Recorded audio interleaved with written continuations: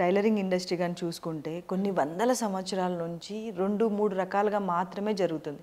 బాగా డబ్బులుంటే ఒక లేబుల్, లేదు కొంచెం డబ్బులుంటే ఒక బొటిక్, లేదు తక్కువ చాలా ఉంటే ఒక టైలర్ షాప్. ఇది జరిగే పద్ధతి. బట్ ఈ 3 దాంట్లో కూడా ఒక సిస్టమ్ అండ్ టెక్నాలజీ ఎక్కడా లేదు. కరెక్ట్. ఇప్పుడు మీరు ఒక సెలూన్ చూసుకున్నారనుకో అంజలి, ఒక సాఫ్ట్వేర్ ఉంటుంది. అంటే ఏ కస్టమర్ వచ్చారు, ఎంత బిల్లింగ్ అయింది, వాళ్ళు హెయిర్ కట్ చేసుకున్నారా, షేవింగ్ చేసుకున్నారా, లేదంటే స్పా ఏమైనా చేయించుకున్నారా అని పర్టికులర్గా ఒక కస్టమర్ డీటెయిల్స్ ఉంటుంది.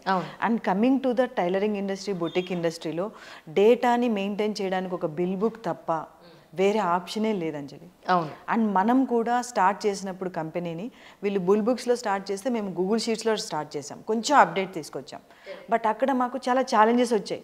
అంటే డిజైనర్స్ కొంచెం డేటాని డిలీట్ చేయడం, అంటే కాల్స్ని మాకు సరిగా ఎందుకంటే ట్రాకింగ్ ఒక సిస్టమ్ లేదు అక్కడ. కరెక్ట్. ఎలా ట్రాక్ చేయాలి కాల్స్ అన్నిటిని?